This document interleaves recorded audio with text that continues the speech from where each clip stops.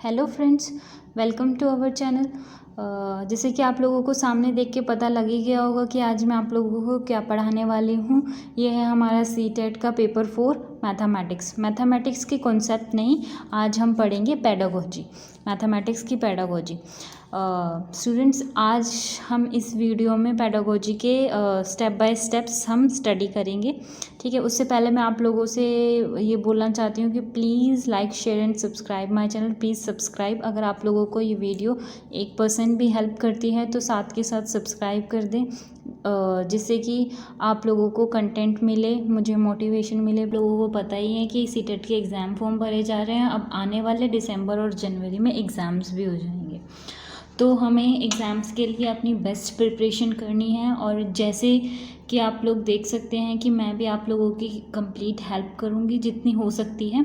तो आज मैं आप लोगों को मैथ्स पेडागोजी के जो 15 मार्क्स हैं उसके लिए आप लोगों को नोट्स प्रोवाइड करूंगी, जो मैं अपने मेहनत से आप लोगों के लिए बेस्ट दे सकती हूँ वैसे नोट्स दूंगी। क्योंकि मैंने ऑब्ज़र्व किया है कि मैथ्स पेडागोजी के नोट्स कहीं किसी भी साइट पे या किसी चैनल पे इतने अच्छे से प्रोवाइडेड नहीं है सीटेट के स्टूडेंट्स के लिए।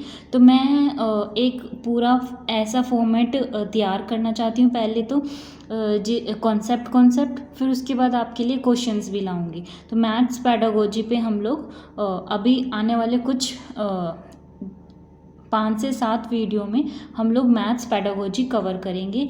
और ये 5 से 7 वीडियो 10 से 15 मिनट से ज़्यादा के नहीं होंगे, मैं ये ट्राई करूँगी। तो बहुत कम समय में आप बहुत ज़्यादा मार्क्स स्कोर कर सकते हैं मेरी वीडियोज़ के साथ। तो मैं आप लोगों को कहना चाहूँगी कि एग्ज़ाम पास में आ रहे हैं, can not waste time, open your book and start study. चलो स्टूडेंट, ये हैं हमारे मैथ्स के मैथ्स का मैं आपको सबसे पहले मैथ्स का सिलेबस दिखा देती हूँ। मैथ्स के सिलेबस में 15 नंबर कंटेंट के हैं और ये 15 नंबर पेडागोजी के हैं। तो जिस तरीके से पेडागोजी का सिलेबस दिया गया है हम उसी पे एक एक चैप्टर करके बात करेंगे। जैसे पेडागोजी का हमारा फर्स्ट टॉपिक है नेचर ऑफ मैथमेटिक्स, तो हमारा चैप्टर 1 भी नेचर ऑफ मैथमेटिक्स होगा। सेकेंड पॉइंट है place of mathematics in curriculum, तो हमारा सेकेंड चैप्टर भी place of mathematics in curriculum होगा। थर्ड होगा हमारा लैंग्वेज ऑफ मैथ्स। इसी तरीके से स्टेप बाय स्टेप हम एक एक चैप्टर करेंगे। तो आज हम करते हैं नेचर ऑफ मैथमेटिक्स। तो हमारा फर्स्ट चैप्टर क्या है? Nature of mathematics. Nature of mathematics हमारा फर्स्ट चैप्टर है। किसमें? मैथ्स पेडागोजी में। तो मैथ्स को हिंदी में हम क्या कहते हैं? मैथ्स को हिंदी में हम कहते हैं गणित। ठीक है, तो सबसे पहले हम यही बताएंगे। नेचर ऑफ मैथ्स में पहले हम मैथ्स की डेफिनेशन बताएंगे, मैथ्स होता क्या है, और फाइंडिंग मैथमेटिक्स में ऐसे कौन सी चीज़ें हैं जो हमें डिफ़िकल्ट लगती हैं, वो सब चीज़ें हम इस नेचर में डिस्कस करेंगे। तो नेचर ऑफ मैथमेटिक्स क्या होता है? नेचर ऑफ मैथमेटिक्स में पहले हम ये जान लेते हैं कि मैथमेटिक्स क्या होता है। मैथमेटिक्स को हिंदी में क्या बोलते हैं? गणित। और गणित क्या होता है? Science of calculation. आप आगे देखते जाएंगे, जैसे जैसे हम पेडागोजी पढ़ेंगे तो वैसे वैसे एक वर्ड यूज़ होएगा साइंस, यानी कि मैथ्स। साइंस क्या है? साइंस इनडायरेक्टली रिलेटेड है मैथ्स से। मैथ्स का और साइंस का इन्वर्स रिलेशन है। ठीक है स्टूडेंट्स, तो मैथ्स को हिंदी में कहते हैं गणित, और इसको हम और क्या कह सकते हैं? Science of calculation. मैथ्स को हिंदी में हम गणित कहते हैं और साइंस ऑफ कैलकुलेशन कहते हैं। गैलीलियो क्या बोलते हैं मैथ्स के बारे में? Maths is a language in which the God has return the universe, यानी कि मैथ्स एक ऐसी लैंग्वेज है जिसमें भगवान ने पूरी यूनिवर्स को लिख दिया है। ठीक है, God written the universe in maths, मतलब जो मैथ्स लैंग्वेज है उससे भगवान ने क्या लिख दी है? पूरी यूनिवर्स को। कौन कहते हैं? गैलीलियो कहते हैं। और मैथ्स और डेविड क्या कहते हैं? डेविड कहते हैं it is more useful to know how the mathematics than to know the lot of maths. हमें बहुत सारा मैथ्स जानने की ज़रूरत नहीं है, हमें to know a lot of maths, हमें बहुत ज़्यादा मैथ्स जानने की ज़रूरत नहीं है। हमें बस ये जानने की ज़रूरत है कि जितना हमें मैथ्स आता है वो कैसे करना है, कितना बेस्ट तरीके से हम कर सकते हैं। ये कौन कहते हैं? कहते हैं डेविड। नेचर ऑफ मैथ्स क्या होते हैं? नेचर ऑफ मैथ्स होते हैं नेचर ऑफ मैथ्स या रोल ऑफ मैथ्स। अब मैथ्स हम कहाँ कहाँ देखते हैं, हम daily day to day life में हम मैथ्स कहाँ देखते हैं, हम मार्केट्स में देखते हैं, या हम कहीं ट्रिप कर रहे हैं तो उसमें देखते हैं, हम एटीएम में जाते हैं तो उसमें देखते हैं, गेम्स की जो स्कोर कार्ड होते हैं, स्कोर बोर्ड होते हैं, हम उसमें मैथ्स देखते हैं, और स्कूल में जो स्कोर कार्ड हमें जिसमें मार्क्स वगैरह होते हैं उसमें हम देखते हैं।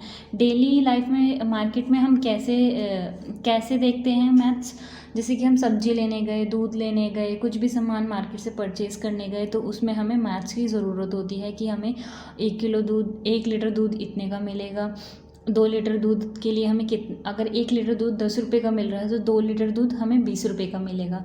वैसे ही हम अगर कहीं ट्रिप प्लान कर रहे हैं तो हम कितना किलोमीटर जा रहे हैं, कितने दिनों के लिए हम वहाँ पे स्टे कर रहे हैं, तो हमें कितने दिन के लिए हमारा रूम बुक करना पड़ेगा, हम कितने मेंबर हैं। तो इस तरीके से मैथ्स हमारा डे टू डे लाइफ में, मार्केट में, ट्रिप में, एटीएम में हम जाते हैं तब हम मैथ्स की कैलकुलेशन हम करते हैं, जैसे हम कितना मनी विड्रॉ कर रहे हैं।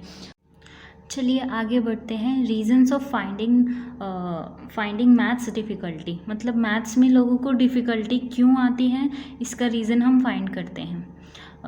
सॉरी मैं बार बार हाथ का यूज़ कर लेती हूँ, आप लोग कमेंट करके बोलते हो कि हाथ का यूज़ करने से आप लोग स्क्रीनशॉट लेने में प्रॉब्लम होती है, तो मैं इस बात का ध्यान रखूँगी कि वीडियो बनाते टाइम हाथ कम से कम आए। तो reasons for finding maths difficulty, maths में लोगों को डिफ़िकल्टी क्यों आती है, इसके रीजंस। सिंबॉलिक नोशन, मतलब सिंबॉलिक कुछ ऐसे सिंबल्स यूज़ होते हैं मैथ्स में जिसको देखते ही ऐसे लगता है कि इस हमारे सामने क्या आ गया। जैसे ये होता है अंडर रूट, क्यूब रूट, और जो ब्रैकेट होते हैं वो अलग अलग, छोटा वाला ब्रैकेट, बड़ा वाला, जैसे हम लोगों ने अलग अलग पढ़े हुए हैं ब्रैकेट्स के मीनिंग, तो इन सब को देखते ही हमें लगता है कि ये सब क्या है। ठीक है। स्ट्रक्चर ऑफ मैथमेटिक्स का स्ट्रक्चर ही कुछ ऐसा है जिसको देखने, जैसे कि x+b=3, तो ये इसको देखते ही हमें लगता है कि ये हमारे सामने क्या है, x+b=3, b=2, तो फिर x क्या होगा, तो देखने में ही कॉम्प्लेक्स सा लगता है।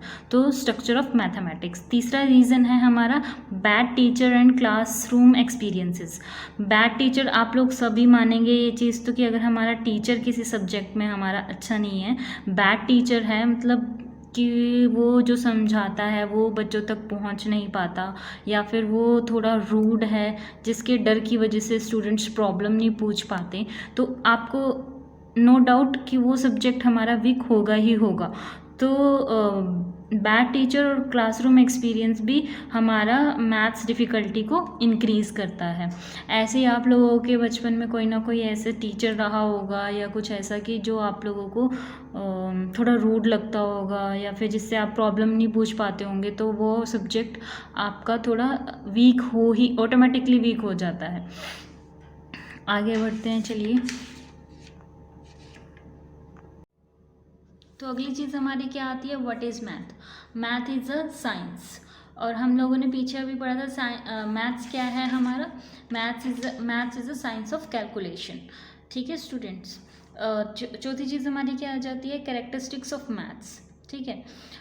अब मैथ्स को 2 भागों में बांट दिया है, प्योर मैथमेटिक्स, अप्लाइड मैथमेटिक्स।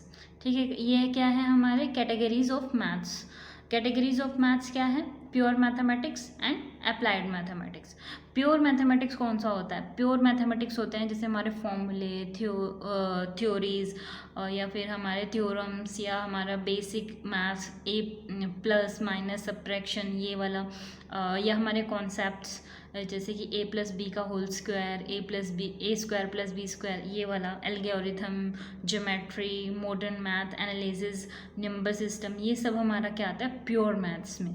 और अप्लाइड मैथ क्या होता है, जो हमने मैथ्स यहाँ सीखा उसे अगर हम अप्लाई करते हैं, जैसे स्टैटिस्टिक्स में अप्लाई करते हैं, कैलकुलेटरी साइंस में, जैसे फिज़िक्स में, केमिस्ट्री में, हम जब जो हमने मैथ्स सीखा है उसे हम रियल लाइफ में अप्लाई करते हैं तो उसे बोलते हैं अप्लाइड मैथ। और प्योर मैथ क्या होता है, हमारे जो भी फॉर्मूलेज, कॉन्सेप्ट, बेसिक्स जो भी होते हैं वो हमारे प्योर मैथ्स में आते हैं। ओके स्टूडेंट्स, आगे बढ़ते हैं। आगे क्या है, आगे कुछ इंपॉर्टेंट टर्म्स हैं जिनके बारे में हमें जानना है। फर्स्ट इम्पॉर्टेंट टर्म क्या है हमारी, एक्सॉम। एक्सॉम क्या होता है, true without need to prove.